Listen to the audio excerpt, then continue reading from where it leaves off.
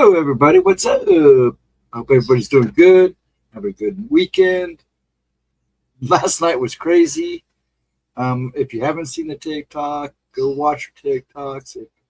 I know she said something on Facebook, but it was a rough night. We were having all kinds of problems as it was with technical issues, and then the end didn't just. Poor woman is so frustrated with the trolling, but she's so much better now. She got it out of her system finally, so let's rock and roll. Hopefully next Friday should go a lot smoother. So there we go on that. Thank you, Jared, for your nice and wonderful comment. Chat, your remark, if you're still here. Thank you very much. I appreciate you. Yeah, I'm trying to experiment. I am only doing one stream. I don't doing the dual stuff. But I notice when I do dual streams, I seem to do better in views. And she did a lot better too. But I'm doing the experiment to see which one's best. It is hard to keep an eye on everybody when you got two streams going. So you almost have to I almost have to be there just to watch both streams. Make sure nobody's getting out of hand. So, but yeah, how's everybody doing? I hope you're all good and having a good evening. It's been a busy day for me. It's been raining here off and on, sometimes real heavy. It finally slowed down. Now it's getting real cold. And we broke records here the other day, which was amazing. Got a couple good ones tonight. We'll start with one. The MIB. I have it there in chat. The MIB. I thought it'd be nice. And if everybody's up to it, that one's about 27 minutes because I don't always play all the end because a lot of it's old. Old things that's going on. But, and if everybody's still around and want to do another one, I'll do a missing person kind of bizarre case, and that's the Magdalena Zuck. Which was a really good one. I remember that one. So I hope that will work for everybody. I will start them here in the next couple minutes as people come and go and check it out, see what's going on, see if they're sick of me. I don't know. A lot of people come in. Most of the people that come and go are seeing if Gemma's actually here, and it's just me. So I do these so I have time with you, because when I'm with Gemma, she does most of the talking, and I'm good with that. And I never know how I'm going to be vocally anyways. Now today's been a good day. I'm a little scratchy, so I'm hoping I last the hour. I just got to watch. And it's nice doing these because I don't talk as much because I'm streaming on her channel and doing these on her channel. I don't have to worry about copyright. So that helps. So I can just let it play, and I can sit and chat with you guys in chat, kind of monetize things. That's what it's all about. It's just another time, a little late night hangout, watch a couple old replays, and just chat. So if you're coming in and you want to hang around, that's fine. If not, if you want to come back and wait until if you want to come back, I usually start them anywhere between 15 hours after and 12:30, depending on how chat's going. Like right now, it's a little slow, and I'm doing all the talking, which is fine. I'll probably start at about 15 after. This one, like I said, it's about 27 minutes if I don't play the entire, her ramblings at the end. So, and they're two good ones. I picked two good ones, the ones I like. I try to mix them up a little bit, and I'm actually running out of replays without running over replays. So I'm trying to mix it up now. So I hope folks are doing good as they come and go. I wish you all a well day, and I hope you're having a good week. Hey, Jared, thanks for earlier. Thanks for the comment, my good man. Yeah, actually, I haven't had a beer in a while. I think I'm due for a beer. It has to be a dark beer. I like dark beer. Or a good amber. I'm kind of picky about my beer. I'm not a big beer drinker. I'm a mixed drink guy when I have a drink, which is probably about once a month to every couple of months. I'll sit down with the guys and have one. I usually drink one, and they drink the rest, and I end up being designated driver. So which is fine with me. That way I know everybody gets home safe. And I haven't done that for a while.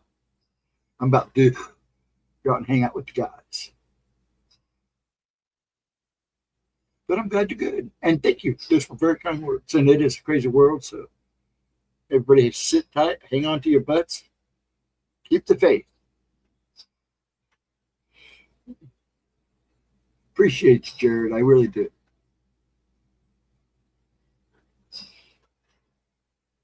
The goodness and happiness are yours.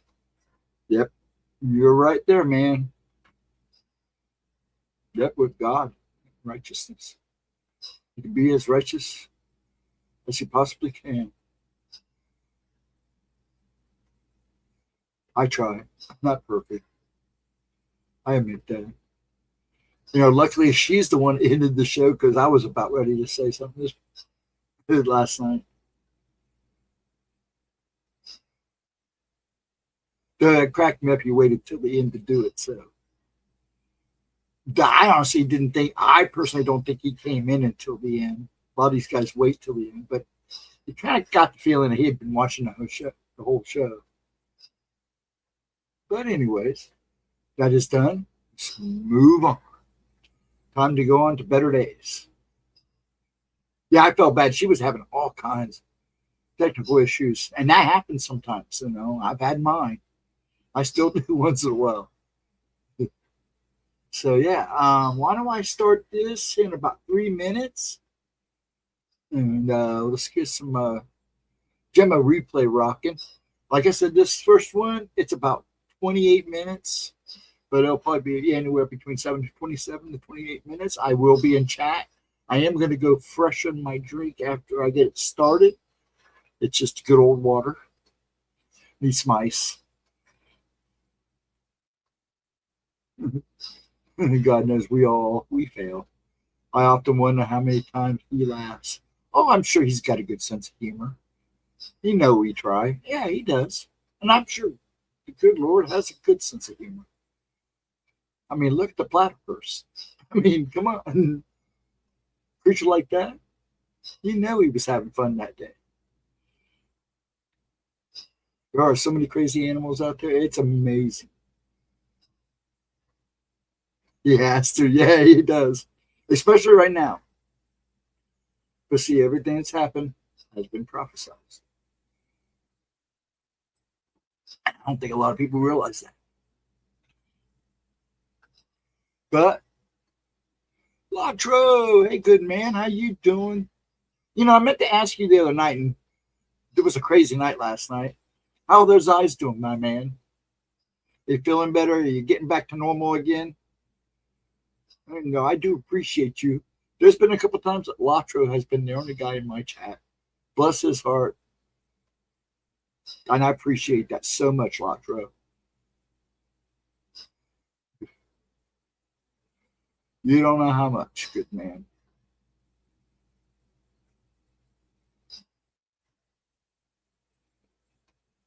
Yeah, Jared, that's true. His love is our saving grace. Good man. But I don't know about grace for me. I'm pretty gone. I've had an interesting life. Now, I can't say I've had a bad life because I've had a good life. Been pretty lucky. Not to say I haven't seen my share of deep valleys and so eyes mostly healed, some itching, of course, but I'm converted from Larry Kudrow to Cash Patel. I love that. That's well done. I'm glad, Latro. You know, I've kept you in my thoughts because there's nothing worse than somebody messing with your eyes or around your eyes. It's like other areas of your body.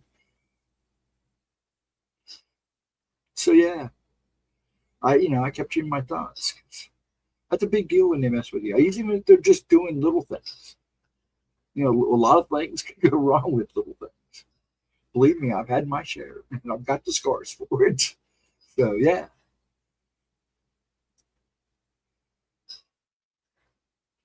Awesome. I'm glad they're good. And I'm glad you got it. You guys have the best sense of humor. I tell you what, I know majority of the time I leave here with a smile, and that's what I like. Oh, you're welcome. No, Latro, you have been a blessing. A couple nights when it was just me and you, and I really appreciate that.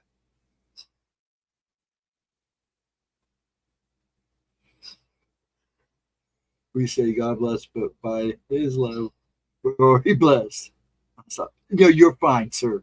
Love to everyone, and thank you so much for being here. You are on the channel, chat. Oh, thanks. You're a sweet man. Bless you too. I know you like to go make around, so if you sneak out on me, please have a wonderful Sunday and a wonderful week, sir. Just in case you sneak away. But yeah, no, I'm glad everybody's here. I'm going to go ahead. If you guys want me to, I can go ahead and start this. And we'll start the first one. It's pretty much ready to go. I got to make sure I did get it ready to go. Yes, I figured. You have a wonderful one, Jared. Please have a wonderful Sunday, a blessed one at that, and have a good and safe week. Please, and take care of yourself, man. Oops, I can't get my thing to come up. There we go. 1 second, I'm going to go dark on you guys. Okay. I thought I had already go. Stop.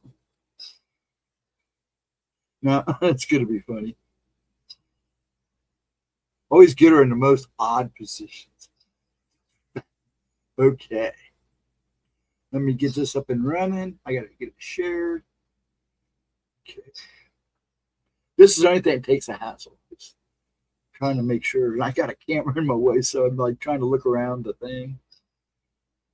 There we go. That's it. Okay, I know everybody can see it. Let me make it big. Then I'll pop my way out. And if you're ready, let's do this. What is up, you guys? Welcome back to my channel. Does it sound good? Here, just I got mine turned down. My name is Gemma Jade, but today we are going to be discussing bizarre encounters that I believe, at least, prove the Men in Black are not human. So I've discussed the Men in Black and the Women in Black, as well as the Black-Eyed Kids, many times on this channel, in videos, and just in random chats as well. These phenomena. You guys hear that all right? Everybody hear that okay? Terrify me all at one time. Does it sound good? Can't get enough about them, and that's why I will be writing my 4th book. This one might be one of the low ones. Let me know. I'll be writing one on the Men in Black, the Women in Black as well, obvi. My purpose of this video, though, is to just bring you some of the many encounters where I believe it's very obvious and quite evident that an MIB and almost certainly their female counterparts aren't human at all. I bring this up because there are so many people out there that still believe the Men in Black are simply a form of government in the United States, especially, who are above everyone else, including the elusive and oftentimes shady CIA. I never believed this simply based on the things that I've heard the MIB do and how they look and how they act as well. Could they be working for the government here or somewhere else in the world, specifically to silence witnesses to UFO and extraterrestrial phenomenon? Sure. However, if this is the case, you will still never convince me they are human agents. So let's dive right into some encounters, and at the end, you can all let me know what you think in the comments below. Keep in mind, though, that these encounters aren't only to prove that these men aren't human, but it's also to prove that some of them are flat out monstrous. They are almost always ghoulish, pale, and bug-eyed, but these encounters take the strangeness and terror to a whole new level. Let's jump in. In November of 1980, there was a man named Peter Rochzowick, and he had just written quite an enchanting account of his encounter with a man in black. He was working on his PhD thesis in folklore and was doing some research at the University of Pennsylvania's library. He stated first that, quote, it was a very strange day weather-wise with erratic shifts of rain and wind and sun. It would get very blustery and then it would become very calm. It was approximately 4:30 p.m. and already on the dark side, end quote. Peter was still studying as night fell and at first wasn't aware of the almost imperceptible shift in the energy around him. This is always evident in encounters with all of the entities I mentioned above. However, when he looked up, he saw a very thin, gaunt, and creepy-looking man somewhat looming over him. This man wasn't pale like we find in most Men in Black encounters, though, and he was described as having tan skin with black, greasy hair and eyes that were very much sunken in. He also had a strange accent that Peter couldn't specifically place. It sounded a little like he had a European lilt to it, but not really exactly. It was almost as if someone were imitating some English accent they had heard sometime in some old-timey movie and didn't even bother to perfect it to try to make it sound authentic. The stranger also wore one of those super duper thin string ties that are still kind of popular in the southern United States, like in Texas. I don't know if they're popular in England though. My friends from around the pond, let me know. Those string ties, those cowboy ties. Do I need to tell you what color the man was dressed in? I think not. The stranger also asked our witness what he was working on, and Peter responded that he was now researching the UFO phenomenon. The man in black then asked if our witness had ever seen a UFO firsthand. Peter seemingly annoyed and very much agitated the man when he responded that he is more interested in the encounters themselves than to whether or not the crafts actually belong to extraterrestrials. The man in black was pissed, and he said very loudly and seemingly very full of rage, quote, "Flying saucers are the most important fact of the century, and you're not interested?" End quote. Then the now sitting man stood up, quote, as if mechanically lifted, end quote, and put his hand on Peter's shoulder. As he walked away, he turned his head and said to Peter, quote, "Go well in your journey," end quote. However, he did say it kind of begrudgingly, according to Peter. The stranger walked off and out of Peter's sight, and the man went on about his business and research. The encounter stayed with him, though, and that's for obvious reasons. Our next encounter takes place on a Saturday in 1976, September 11th, and in Orchard Beach, Maine, to be exact. This one some of you may have heard before, but it illustrates the point of this video far too much for me to leave it out. Herbert Hopkins was doing some research, and in the interest of saving time, I'm going to very much shorten this encounter. So check out the other videos I've done on the Men in Black, specifically the first one, and that's where I'm pretty sure you'll find this encounter in full. Anyway, Herbert opened his door and was immediately ill at ease with the man that was standing before him. A man who he claims called him only seconds earlier, claiming to be a reporter and asking if they could meet. With only very old landline phones that worked much differently than even today's, he was also curious as to how the man in black had gotten there so quickly, though he didn't know at the time what he was dealing with, at least not exactly. The man was described as being dressed all in black with, quote, "dark and hostile eyes," end quote. The hatred was almost literally beaming out of this guy's eyes and searing into Herbert Hopkins. The alleged man was also wearing an old-fashioned, even for the 60s, fedora-type hat. It didn't take more than a minute or two before the man in black made it very clear that Herbert needed to stop his research and everything else he was doing in the field of ufology if he knew it was good not only for him, but for members of his immediate family and loved ones as well. We should all be familiar with these not-so-veiled threats by now that always seem to be made by the men in black. Someone brought up to me once that they believe the men in black are extraterrestrials simply because, despite these threats, they're not known to have ever actually hurt or killed anyone. This is a side note, guys, but it's a very, very dangerous stance for that person to be taking, and I'll tell you why. For one, would we ever really even know if these quote-unquote men had in fact carried out their threats? And two, not all extraterrestrials are incapable and without the desire for hurting or killing off the human race. All right, all right, getting off track. So this stranger threatens Hopkins and tells him to stop his private research and public talks, to stop everything and just let it all go, never even mentioning it again. Not only that, but he was told to destroy everything he already had and not to speak of it, even in the privacy of his own home. Something about this entire experience told Herbert that this entity or those like him, or possibly even who this one was working for, would know without a doubt if he ever uttered another word about any of it, including in the privacy of his own home. This extremely malevolent man in black clearly wanted to add a whole other element of terror to this encounter, and so he told Hopkins to go into his right pocket and remove the coin from it, which Hopkins did immediately and without a second thought, almost as if he were compelled. The man in black's voice became even more monotone now, and it was described later as if the whole time this man was running on some sort of battery that, the longer he stood there, and especially when he spoke and tried to move, was running out of its charge quite quickly. How he knew the coins were in Herbert's pocket didn't even cross his mind, and he obediently held out the coin in the palm of his hand as he was told. With the tone of his robotic and monotone voice now undeniably threatening and menacing, this black-clad stranger in the night began to focus on the coin. As he did, it began to somehow transmute. It became blue in color and shimmered slightly, almost like we described the shimmering heat haze that was making the Glimmer Man so visible to us. After less than a minute, the coin was no longer there, and all that was left in its place was vapor, which then also quickly dissipated into the air. The coin had done something strange and had vanished literally into thin air and in the blink of an eye. As I said, there's way more to Herbert Hopkins' encounter, but I've already covered it. So check the description box for the links or look it up. It's really, really interesting.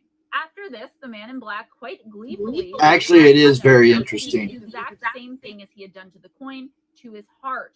If he should choose not to follow the suggestion to immediately stop all of his work and research, destroy it, and never speak of it again. As the conversation concluded, Hopkins said the man's speech began to slow and that the spaces between words began to increase as the visitor stood up slowly and announced, quote, "My energy is running low. Must go now. Goodbye." End quote. The man in black then turned, surely satisfied he had gotten his point across, and somewhat shuffled as though on a marionette string to the door, which opened automatically for him, and then he walked out into the darkness of the night and literally vanished into the cool night air. If you look into Man in Black encounters and you really dig in, you will find so many in this exact same way by these exact same beings disguised as men who would tell them they better stop their work and leave it all alone or else. Hopkins insisted that while the man was there in his presence, at one point, he took his extremely pale and oddly long and gangly fingers and placed it on his super bright, shiny red lips. Lips that looked like lipstick sitting on top of nothing at all on an extremely pale, almost translucent face. The man in black seemed to have been doing this for effect, as right when Hopkins noticed that the lips weren't in fact lips at all, the MIB put one of these fingers to his lips as if to say, shh. And when he removed his finger, it was stained red. Somewhat similarly, and while we're on the subject of the alchemists and connection to modern-day Man in Black reports, there was a man named Wenzel Seiler who, in the 17th century, reportedly was in a monastery where he worked, and for whatever reason, he decided to just take his fingers and run it along this long oak table that was there. It was coated with a bright red substance, which many, including Wenzel, thought to be the philosopher's stone. This stone is special because it is widely believed to be the key which opens the door to the world's alchemical secret. Perhaps the door to the so-called veil we are always talking about. I don't really pretend to know, guys, but it seems interesting. That's why I left it in here. The man in black who visited Hopkins was perhaps playing some sort of game with him. It's believed this particular entity was dropping more than a few hints that there is a very real connection between MIB and alchemy itself. Transmutation of coins and metal. If this next one, assuming you believe it's true, because that's how out there it is, doesn't make you think that the MIB and WIB aren't human at all, but just something else posing as humans, then I don't know what will. Just a few days after Herbert Hopkins' encounter on September 26, 1968, his daughter-in-law, Miss Maureen, received a phone call from a man who claimed to know her husband John and asked if he and a companion could come and visit just that. Can we come right now? You don't know me, but I know your husband, so I'm going to bring my friend over. It's unknown why he and this companion needed to come and visit, and I honestly don't know the answer to that, but I do know that what happened next was one of the most bizarre and terribly uncomfortable, downright terrifying because of the implications, encounters might be. John was there at the time and instead offered to meet the man and his female companion at a local fast food place. Once they met, and for whatever reason, John brought this odd pair home with him to meet his wife, Maureen. So John is John Hopkins, Herbert Hopkins' son. Both the man and the woman appeared to be in their mid-30s, but were dressed in very old-fashioned clothes. Some say it was like the 1920s style of clothing. While both the male and female looked very strange and somewhat inhuman, like something was very wrong with them in general, the woman is said to have looked particularly strange, even more so than her male counterpart. They both walked with very short steps, as though each move they made put them in great danger of falling. They were leaning very far forward as they walked too. It was like watching an extremely large infant or toddler take their first steps. It was literally like it was their first time walking on human legs. It was said that it seemed as though there was something very wrong with the way the woman's legs joined her hips. It's like she was put together by spare parts, and at that made very, very wrong. They all sat on the couches in the living room, the stranger and his lady friend on one sofa, and Hopkins' daughter-in-law and son on the other, which was directly across from one another. So, weirdos here, people here. The man suddenly began to ask extremely detailed and very personal questions of the now really freaked out couple. I'm sure they were wondering what exactly they had gotten themselves into with inviting this strange couple to their home for some unknown reason. The man asked what the couple liked to read and watch on TV, what did they like to talk about in private, and what they liked to eat. Then the visit and conversation took a turn for the bizarre as the man began to grope his female companion's breasts, stomach, and private areas, right in front of poor John and Maureen. He then looked at John and asked, quote, "Am I doing this right?" End quote. He also asked John, quote, "Is this all right?" End quote. Meaning, was it okay for him to be doing that at that moment in the living room to his female companion? Obviously, the answer was no, but think about how shocking this would be nowadays, not to mention how frightened and uncomfortable you would be. And then remember that this is the 1960s. So, how much more so? These two must have had their heads explode. This was also creepy, shocking, and bizarre. For some unknown reason, John left the room and Maureen was left to deal with the strange and perverted guests on her own. The strange man then invited, almost to the point of begging and possibly even trying to compel her, Maureen, to come and sit next to him on the other side of him. The man asked her how she was made and whether or not she had any nude photographs of herself to give him. Enough was enough, but before Maureen could insist the couple leave, the woman quickly announced she was ready to go now. She suddenly and without warning stood up, and the man followed suit, both of them moving in a way that was described as, quote, "very mechanical looking," end quote. The woman started to make her way and walk toward the door. However, the man seemed to be frozen in place, literally, and seemed to be making no attempt to move at all or take any of the necessary steps, literally again, to get to the door to leave. He just stood there kind of waving back and forth as though he were some delicate flower being blown around by a strong wind or breeze. The couple seemed as well to only be able to walk a straight line, and the man was somehow blocking the woman's way out. Finally, and seemingly very confused, the woman turned to John and said, quote, "Can you please move him? I cannot move him by myself," end quote. She kept right on walking, and right before she slammed directly into her male friend, he too turned to leave, and they both walked right out the door, the whole time in a perfectly straight line without so much as a word. They didn't even say goodbye or anything else for that matter. Okay, so this one is scary, but on a whole new and different level than anything I've ever seen or come across with the MIB before. What in the actual hell was going on here? And why didn't Maureen or John ask any questions? Why didn't they ever report the names of these men, this man and woman in black? I mean, it's not that I doubt their story. It's just like, why are there so many? Yeah, there was questions. You had to be asking question names. Why did they need to come back to the house? I don't understand why this was perfectly acceptable unless, once again, we're talking about alchemy and we're talking about compelling. I mean, at first I thought they must have heard by then what happened to John's father, Herbert Hopkins, just a few days before. I remembered, though, that he was so scared he did stop all research and destroy most of it, but he also stopped talking about any of it as well. It wasn't until his deathbed that he finally told everyone why he had done what he'd done, and that's the first he ever spoke of his horrifying encounter with the robotic alchemist MIB who had visited him that night.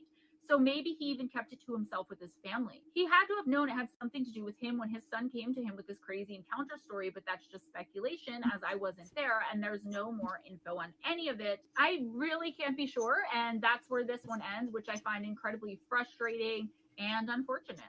There is allegedly a report from an anonymous postal worker in Washington, D.C., who says he was out delivering mail one day on a new route. Along his way, he decided to snack on an apple as he walked. When he was done with it, he couldn't find a garbage can or a trash bin to throw it into. Maybe he thought it was biodegradable. Maybe he didn't care. He threw it on the ground instead. As he walked off to get back to his vehicle to go to the next block, he was accosted by someone who seemed to be a security guard. Turns out he was in some kind of gated area to some type of nondescript office building, and the guard lectured him about negligence and littering and reminded the guy that everything done in, near, or around that building was recorded, audio and visual. Our postal worker apologized and hurried on his way, but he did remember thinking about how weird it was that there were no signs on the building and how he had to be buzzed in and go through what seemed like endless security just to deliver mail. A couple of months later, he ended up having to deliver mail to the same building. He says he saw 3 men walking toward the building as he got out of his vehicle and started to approach the front gate. He said the men did not appear to be quote-unquote real men, though, and looked more like something trying to impersonate how a man walks, or simply like they were all just learning how to walk properly in general, just like our last encounter. The men allegedly waddled as they walked instead of how we typically walk by putting one foot in front of the other and moving along.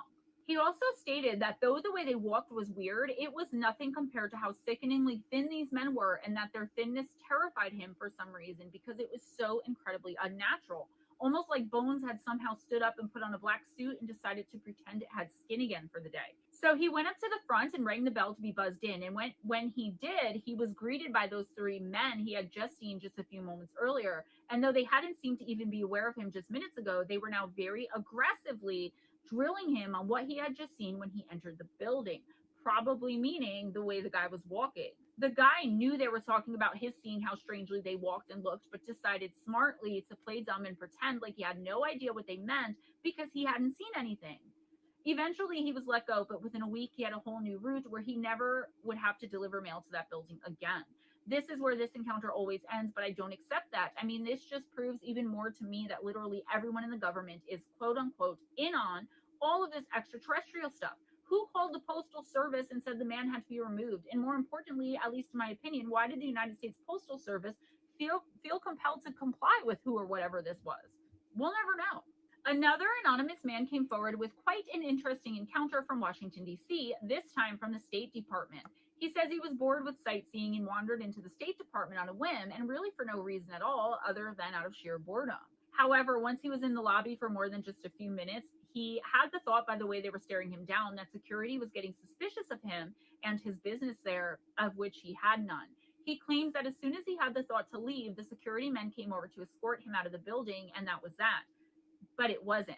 The man claims that he saw something that day in just those few minutes he was in the lobby of the State Department that will stick with him forever and never leave him. He heard the ding of the elevator and it opened with 5 men getting out of it. 2 of the men looked like professional businessmen and were wearing the typical MIB attire, except instead of black, they wore all gray aside from the white shirt. Side note, I'm currently compiling enough research on the subject of men in gray because they come up almost as much as the MIB lately. The other 3 men that got off the elevator, though, were described by our witness as, quote, looking cartoonish, end quote, because of the fact that they wore black hats pulled down completely over their eyes to the point where they shouldn't have been able to see. They were wearing incredibly long black trench coats in the middle of summer. As they passed by our witness, one of the stranger-looking men in the trench coat somehow lost his footing and fell smack dab onto the marble floor, dropping his portfolio as he fell. Our witness was nice enough to try and help this man up and said he seemed unusually weak, and it seemed as though he had a very thick layer of something akin to wool underneath the black suit pants that he was wearing.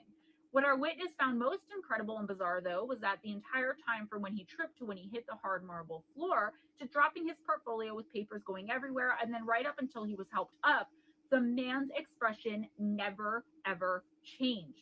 It was exactly the same. There was no change at all in the somber, unsmiling, and rigid mouth where there should have been at the very least an expression of surprise or even a cry out when his terribly weak legs or knees hit the hard ground. There was nothing, though, and this was scary to our witness for obvious reasons. As he went on to help the man pick up the portfolio and papers, he says he saw some kind of coin made from strange metal and with symbols and writing on it that he couldn't identify even after researching. One side of the coin had a face that was seemingly half man and half wolf, and the other side had 2 crescent moons with some sort of navigational lines. All right, guys, so this last one may just be the creepiest one of all. In Scarborough, Yorkshire, England, in 1995, a 15-year-old girl who we will call Maddie had just gotten home from school and was home alone until her mother and then her father came home from work. It wasn't long after she got home that she heard a knock at her front door, which she got up and answered. There stood a strange-looking man in a business suit, despite the warm weather. He had on a mini pork pie-style hat and had a smile on his face that was described by our witness as, quote, insanely beaming, end quote. The stranger was dressed in all-black suit and pants with a white shirt underneath. Although this is typical man in black attire, it was somewhat odd and definitely off because both the man's arm sleeves and pants legs were far too short for him.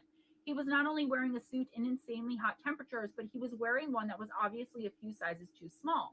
I've heard this actually numerous times before. It's like either the MIB are impeccably dressed in sharp black suits and crisp white shirts, or they are all disheveled and wrinkled in ill-fitting clothes and suits.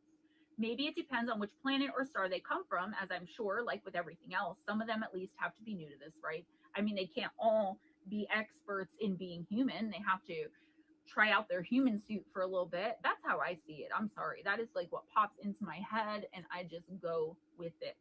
Anyways, the man spoke in an almost robotic and monotone voice with a very dull and low tone. His voice completely belied his insanely happy seeming grin, though I'm sure the grin came off as more creepy than anything else. It tends to do that when a smile is plastered on someone's face, as we will soon come to know, because one of the next videos I'm filming today and then I'll be putting out in the next week or 2 is about encounters with these maniacally grinning men. Maddie said that for a moment, one which seemed to her like ages, the man simply stared at her with that insane grin on his face. Then his entire body jerked as if being bolted to life, and he asked her, quote, "Have you got insurance? Is it now?" End quote.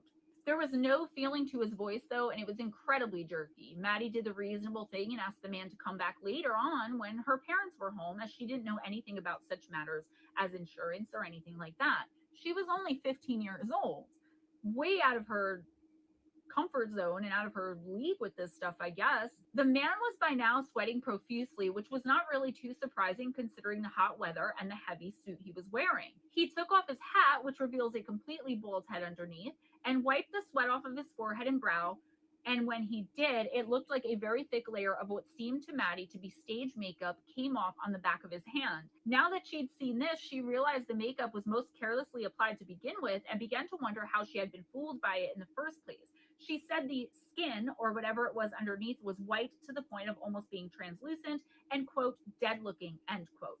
The man then asked her, all the while huffing as though he were having trouble breathing and still sweating like crazy, quote, "Can I see a glass of water?" End quote. At this point, and as we have seen so many times already, his gaze was still completely fixed, and that ear-to-ear creepy grin was still shellacked across his face.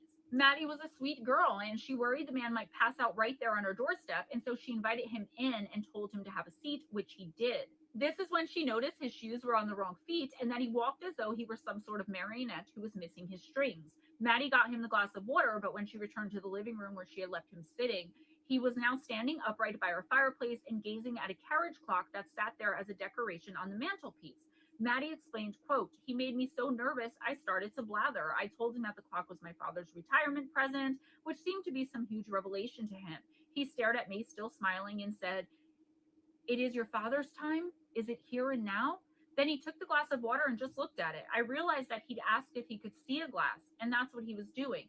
After scrutinizing it in a sort of polite way, he handed it back, having not even tasted the smallest sip," end quote. This salesman seemed mesmerized by the carriage clock. He stood tapping it repeatedly, musing, quote, your father, his time, end quote. At that, the stranger turned around and screamed, quote, "Watch the lights," end quote, and then turned back around to give the carriage clock one final pat and smile. He then, very awkwardly, made his way to the front door to see himself out.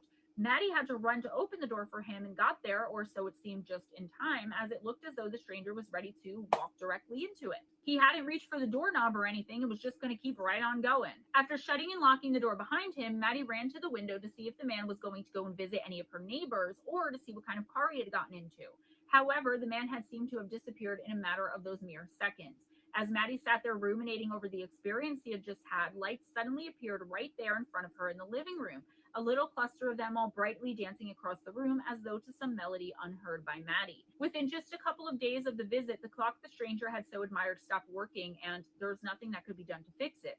However, Maddie claims that one night while she and her family were watching a TV appearance by Uri Geller, the clock then started working again, all on its own, and there have been no problems with it ever since. That's all I have for you today, guys. Please give this video a big thumbs up if you enjoyed the content and hanging out with me. Spread the love by sharing this video. Yes, please. Even on this video, hit that like button. Description box for and more than welcome, go back and watch the rest of her stuff. I'm just saying that for people who watch the replay, because it's probably just me and you, Latra. Go back and watch the other.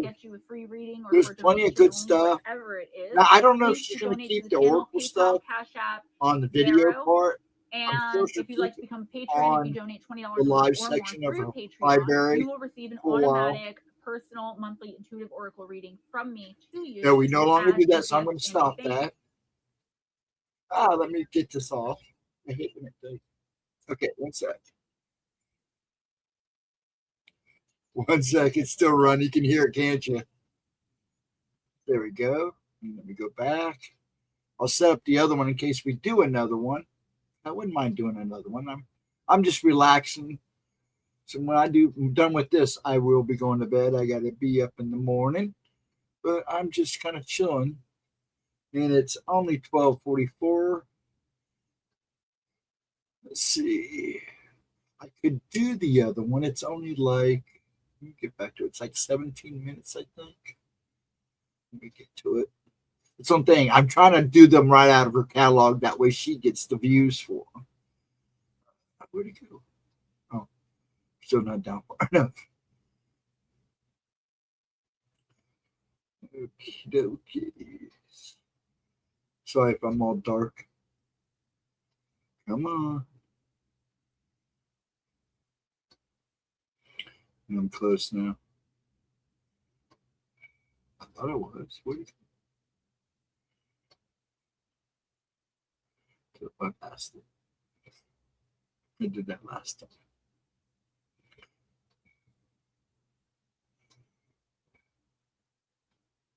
There we go. That one, yeah, it's on like 17 minutes. But we'll hold off on that. Illuminating a word not used often enough. I know. I can't even say it. I have problems. It's bad enough I have issues talking in the first place. But any words with R's, it's that Ohio thing.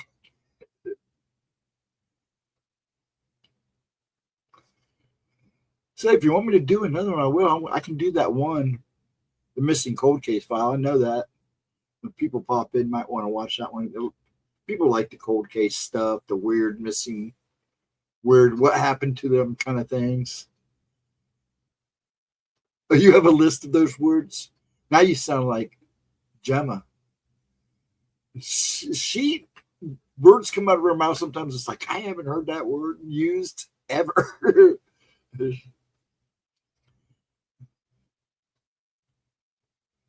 She's real good at that, but she's got a vocabulary. It's pretty amazing sometimes. She don't utilize it well enough. She doesn't utilize it enough. But then again, she is a writer. So I'm sure she's got all kinds of fancy words running around in her head. I can't even say it. Is it ruminating? Ruminating? Ruminating? Ruminating? Am I right? Am I wrong? Yeah, I may go ahead and pull that one up. I may go ahead and play it. It's only 17 minutes. I know a lot of people come in late. Sometimes when things chill out here, I think what I'll do is maybe wait and start this like at 12:30 because I know a lot of people don't come in until late. I told the future traders that the word of the day was for the silver shorters loop. That's actually good. Oof. Okay. Okie dokies. Let me get this shared. I like that. Oop, lop, lop, lop. Okay. There we go. Give me that. There we go. There's that. Me out of the way. There we go. That back out.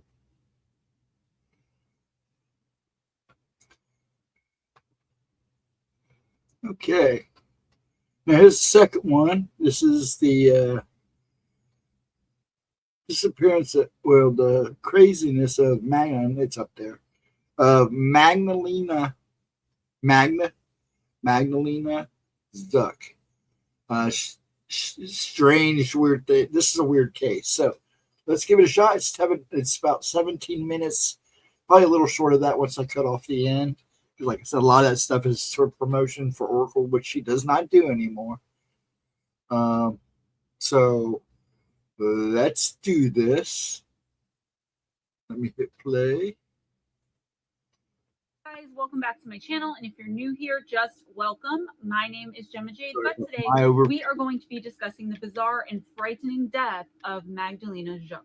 I'm not gonna lie, guys, this is one that has fascinated me for a very long time, but I was somewhat reluctant to cover it due to the fact that I don't know how to play the video or audio for you all. However, I will definitely, I know I've been forgetting, leave them linked in the description box, so check them out if you want after you watch this. This case is terrifying to me because of the implications, and I just can't get enough of it, to say the least. Let's get into it. The case of the mysterious and strange death of Magdalena Juk. In 2017, a young Polish woman bought 2 tickets to Egypt in order to surprise her boyfriend with a trip to the Red Sea resort town of Marsa Adam. However, her boyfriend was having something that's only been described as quote-unquote passport issues in most cases, and he was ineligible for a visa and therefore unable to go. Magda looked into it, but she wasn't able to get any sort of refund, and she also tried selling the tickets on social media and online and also failed at that. So she decided to go on the trip all by herself and check in with her boyfriend every step of the way. She arrived in Egypt on April 25th, 2017, She doesn't know what and happened. everything seemed ordinary.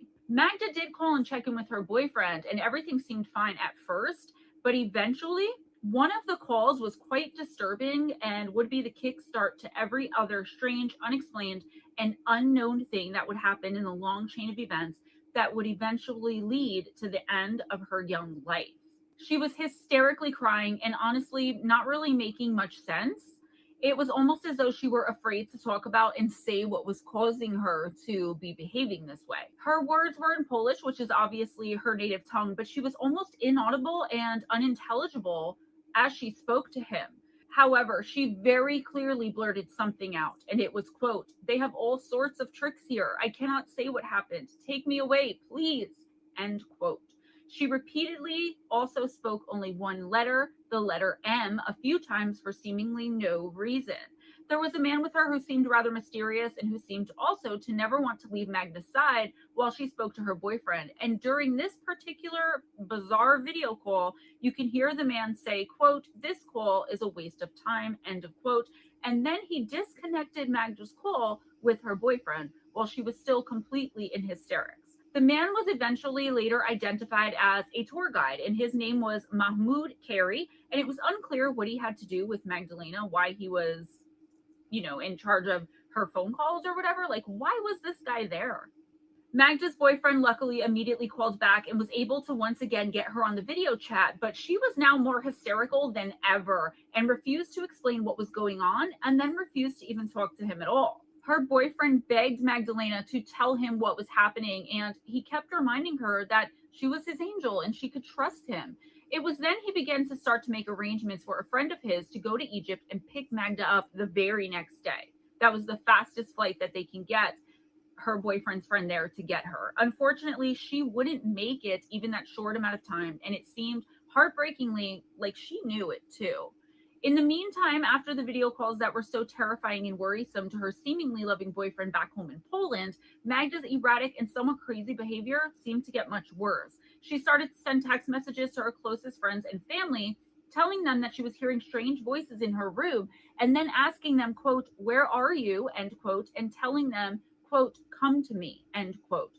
These people were nowhere near Egypt and most likely were back in Poland where she had left them. Some of the staff at the resort where she was staying came forward claiming to have witnessed Magdalena shouting into a phone in the lobby there as well. She was found lying imperfectly still, wearing nothing but a bathrobe, on the floor in the hallway out in front of her hotel room. She was also seen numerous times simply roaming the halls of the hotel and wildly gesticulating with her hands. You guys thought I was bad.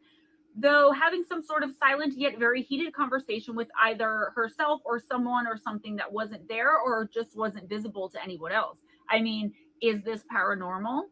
Magdalena was also said to have been constantly looking over her shoulder and becoming more and more paranoid by the minute. She would seem as though she were constantly avoiding someone, only no one knew or could see who this person could have possibly been or where they were. It was like she was convinced someone was after her. 3 days after arriving in Egypt, that mutual friend of hers and her boyfriend, the one that the boyfriend was sending to go and get her, had finally arrived to help get Magdalena out of Egypt and back home. But instead of accepting his help, she seems to have spiraled further into whatever insanity or conspiracy she was currently living in. Once they arrived at the airport, she took off all her clothes in front of everyone who was standing around for seemingly no reason and was described as having been extremely and violently agitated.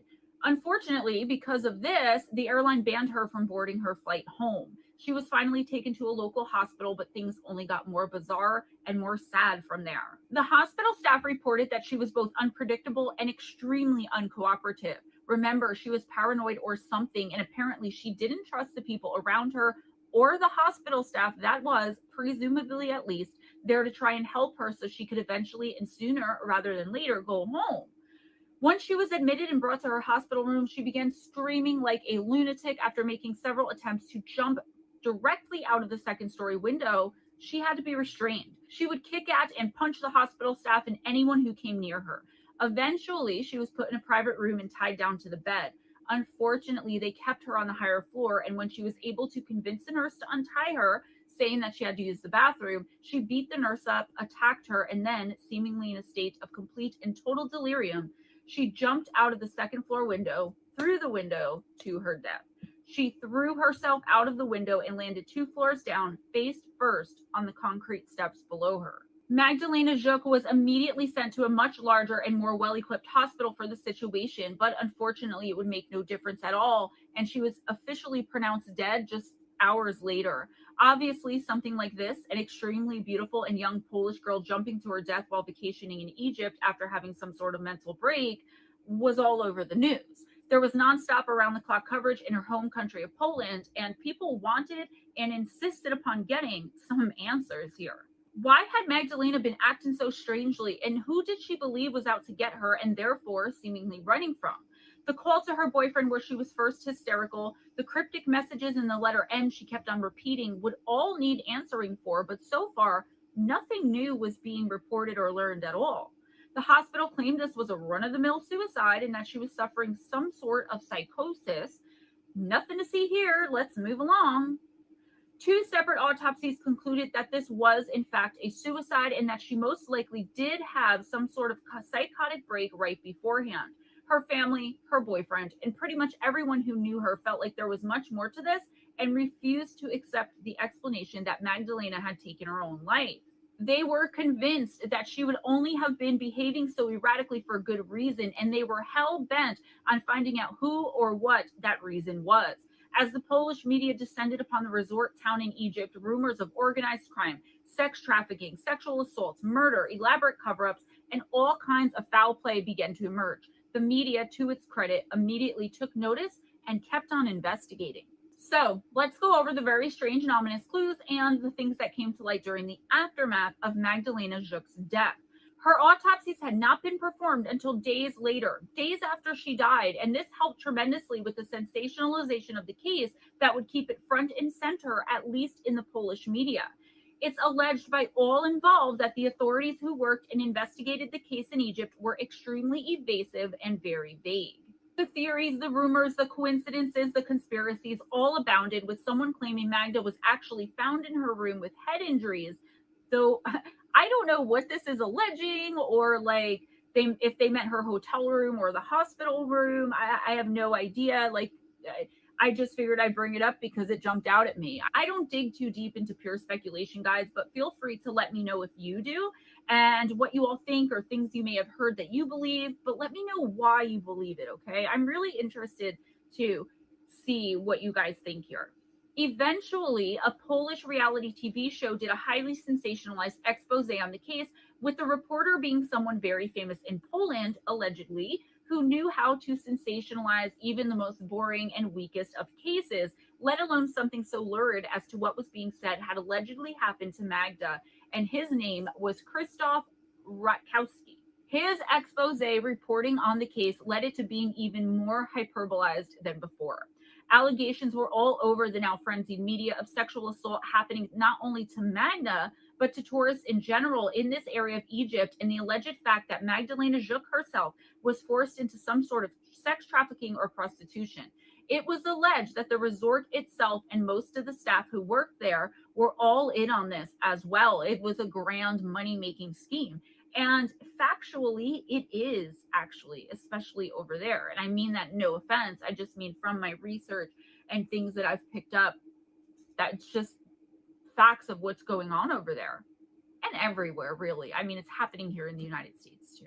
But the allegations were serious. It was that the resort kind of sets up these beautiful tourist girls to be sold into sex trafficking or slavery or forced into some kind of prostitution or drug muling. One reporter, whose name was Myra Poreba, said of it all, quote, "The first 2 weeks were crazy. Everyone was making up their own stories and people were fighting on social media about them," end quote.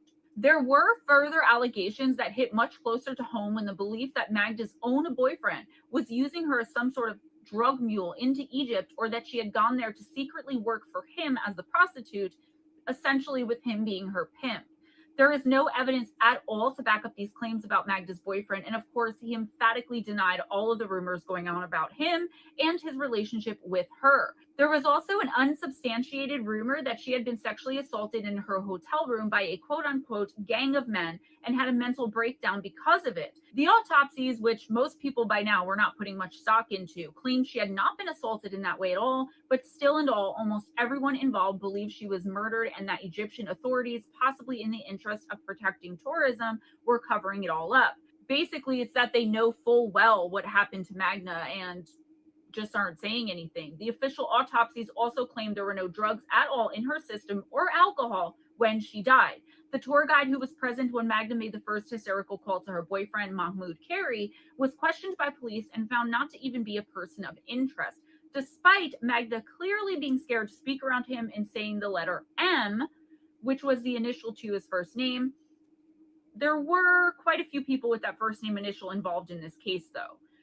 So Mahmoud Carey was considered to not have been involved at all, even after the police received quite a few reports from people who knew him and claimed that he allegedly had a history of either drugging or attempting to drug women at the resort. It was actually alleged that he had, and here's the exact quote, a reputation for attempting to drug women, end quote. Magdalena was supermodel gorgeous, and I highly encourage all of you to go after this video and watch the videos of her, not only on the video chat with her boyfriend, but also the surveillance from the And they're hospital. still out there. John Lorden covered it so well. If I could make a suggestion, he did it on Brain Scratch, and I suggest you take a look at that if you find this case frustrating. Yeah, all that information is still out there. The resort and the Egyptian authorities were very clearly trying to make this whole case disappear and sweep it under a rug in order, as I just stated, to protect tourism to not only the resorts, but Egypt itself as a whole. Obviously, their behavior only helped to amplify the numerous conspiracy theories already surrounding this case. Yep. So, guys, this is the end where we think long and hard about what actually happened here, and we will most likely never know. I know the questions are going to come. I can see them already as to whether or not any of this is true, and I don't like to state definitives about conversations I've had with the spirit of victims like Magdalena Jukin. All I will say is that one of the rumors mentioned in this video is 100% true, and someone whose initial was M had everything to do with it and had been doing it with tourists for a long time. Magda fought back and wasn't going to be quiet. She was then drugged and made to look like a rambling and ranting, stark mad lunatic until finally she realized she wasn't going to ever make it home alive to tell the story of what had happened to her, and took matters into her own hands by jumping onto those concrete steps, probably thinking there was some she's sort of not bad looking at all. No, maybe. I mean, she was pretty cute. out of it. So let's just say that's my theory, so I don't offend anybody who doesn't believe in mediumship or that I can speak to spirits like Magdalena. Like I said, a lot of people don't believe in mediumship, and I could end up inadvertently further upsetting Magdalena's loved ones should they ever come across this video for whatever reason. Why would a seemingly normal young lady who was just out for some fun, visiting a new country and traveling, have broken down the way she had and almost immediately upon arriving there too? I couldn't find any information as to whether or not she had any past issues with mental health or psychosis or even trauma, but I'm pretty sure that if she had, then they would have been the very first thing the administration, investigators, and the media all in Egypt and all wanting this to just quietly move. I remember going and looking at a lot of this stuff. Would have brought yeah, she's good looking. This case is constantly discussed in the true crime community, and trust me, when you see the video of this poor girl when speaking to her boyfriend that day, you will not only get the creeps, for some reason it just makes my skin crawl. Yeah, it does. But you will also be heartbroken when you feel her pulling you into her pain through the screen, and how helpless her boyfriend must have felt is just more than I could bear.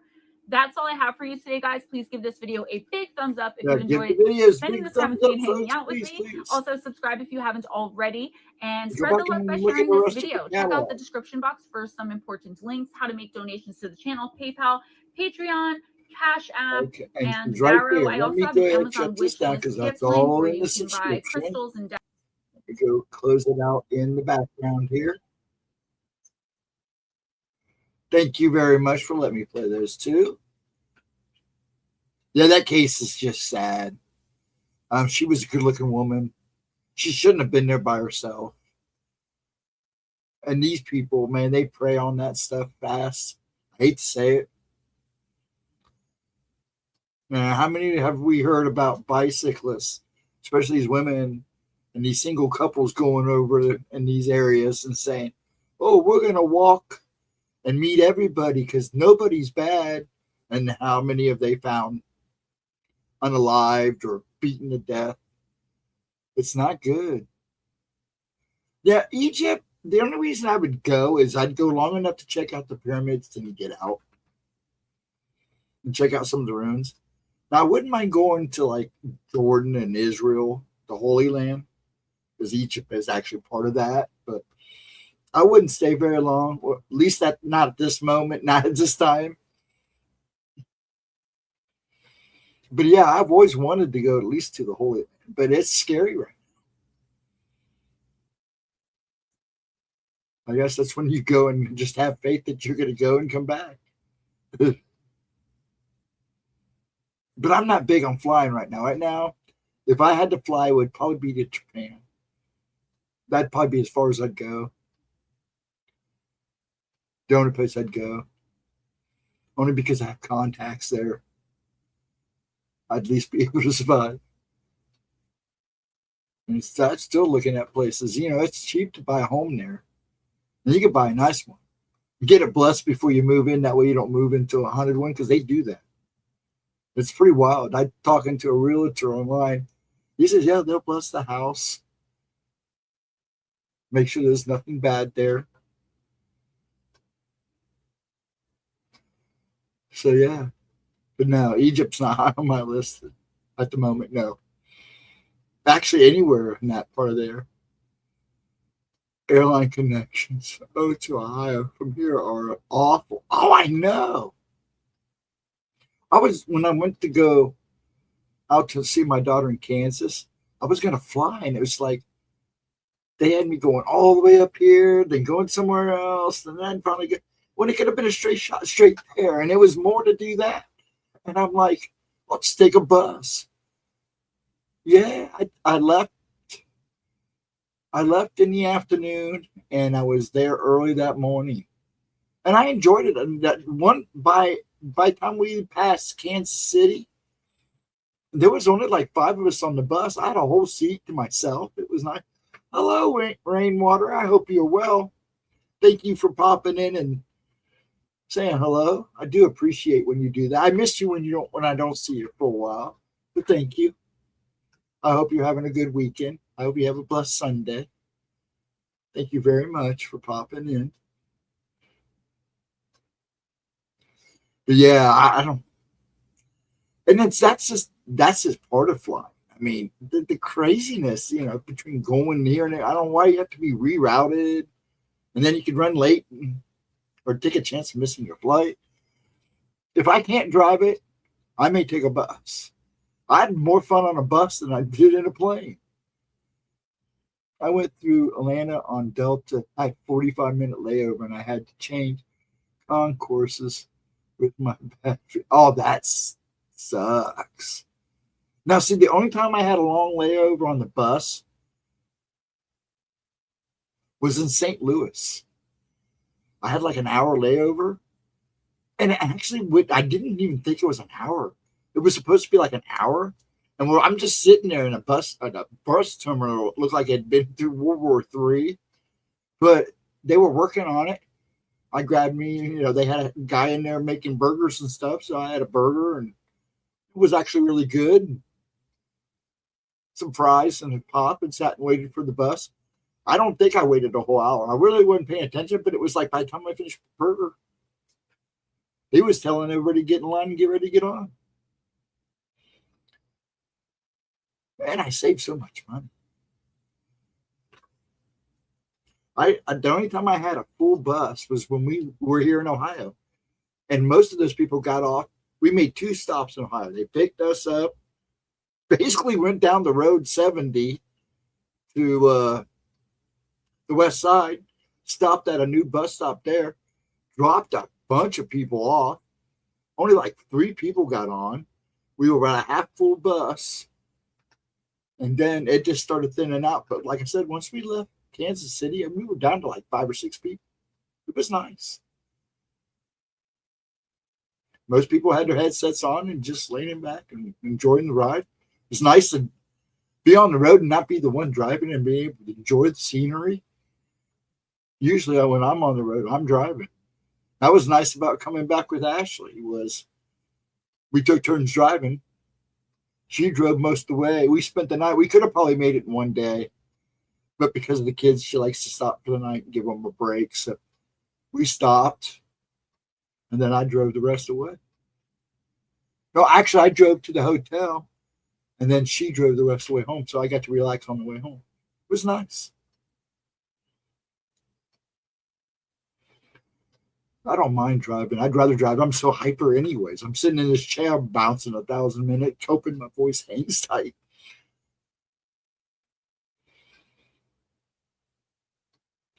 But yeah, I don't know if though I will say this, when I did go to Japan,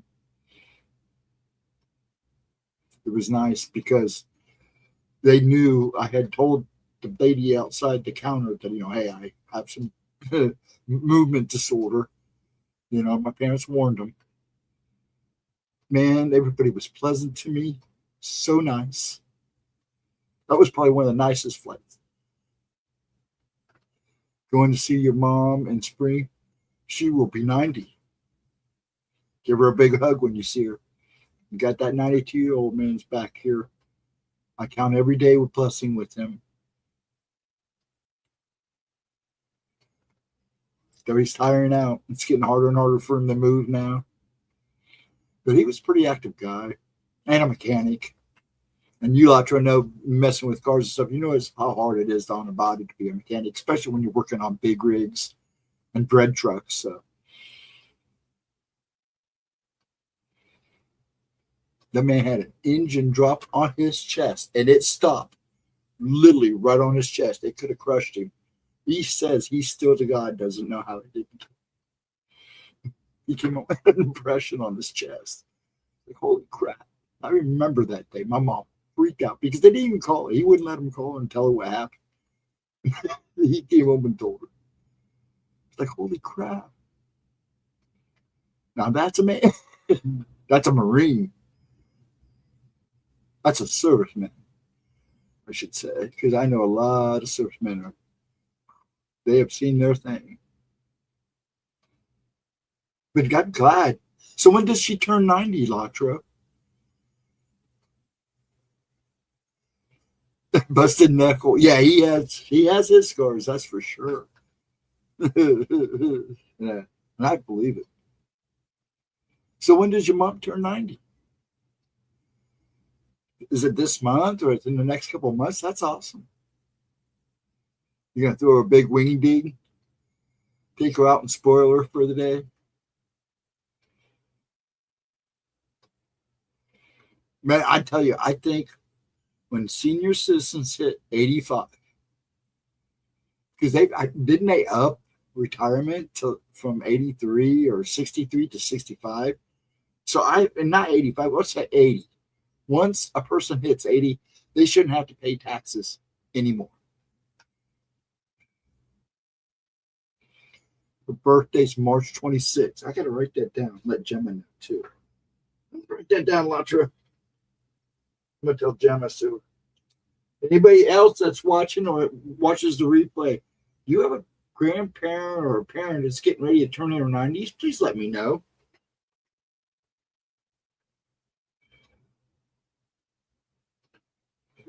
That's awesome. I hope you go and have a good time with her. March 3rd of 26, okay.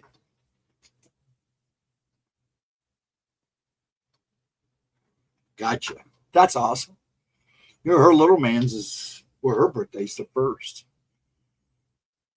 Yeah, her birthday's the 1st of March. GEMMA'S. My dad turns 93 in June. And I'll turn 63 in September. And then a week from mine, my son will turn 33. Good. And my daughters, heck, Ashley's almost 40 now. And Sam's a couple of years younger than her. There's a little bit of a space between Sammy and Giles. Not much, but I think 3 years, 3 or 4 years. 3 years, I think, maybe 4. And they grow up fast too. And then watch him age. He's like would outlive me, to be honest. A lot of doctors thought he would. I'm just kind of, to be honest, shocked that I didn't go before my little brother. He kind of helped that along. I hate to say it. I miss him. All right. I like this. We keep jumping up to 4 and 5, 3 to 4, 4 to 5. Yeah, if folks come in and chat, we're just chilling. We can talk about anything. I usually leave it after the videos. We can talk about what we just watched, or just shoot the crap. Right now, with me not doing Wednesdays, and I do miss the Wednesdays. If I come back, it may be earlier in the evening, not so, a lot of hours, 11 or 12.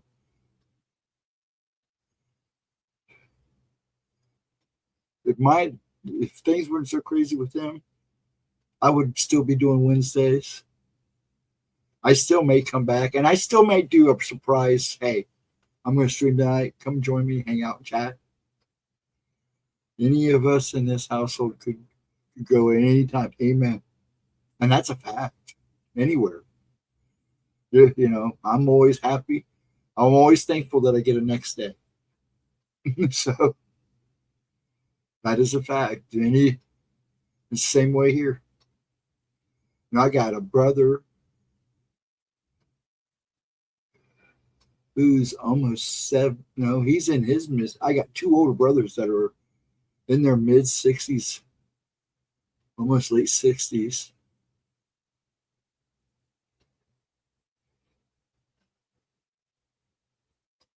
My oldest brother, he was only a couple of years. I think he was a couple of years shy of getting drafted in Vietnam. So he got lucky.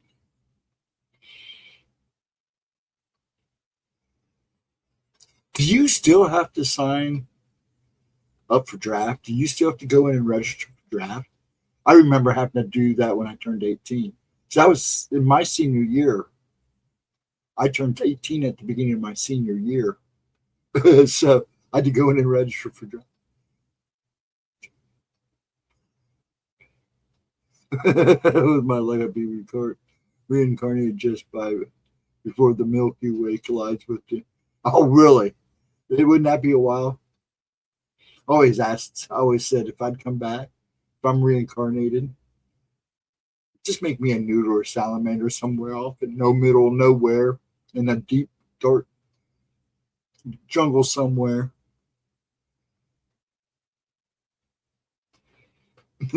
Right before they collide. That's not good. They were saying there's so many things that's going to happen. That's if this whole planet survives long enough to see it happen. At the rate we're going. Now, I'm just trying to take this to 1:30, but I don't know if I'll make it. I'm starting to have problems now. All right, I'm going to go ahead.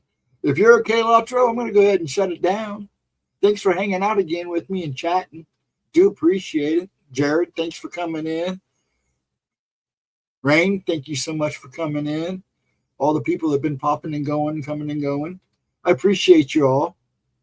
Please, when you watch the replay, make sure you hit that like. I'd appreciate it. Gemma would definitely appreciate it. Yeah, I think I'm going to, Latro, because I'm tired.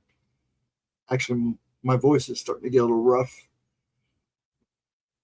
You guys have a wonderful one. And like I said, hit that like, subscribe. If you got it, donate to the channel. It could really help Gemma out.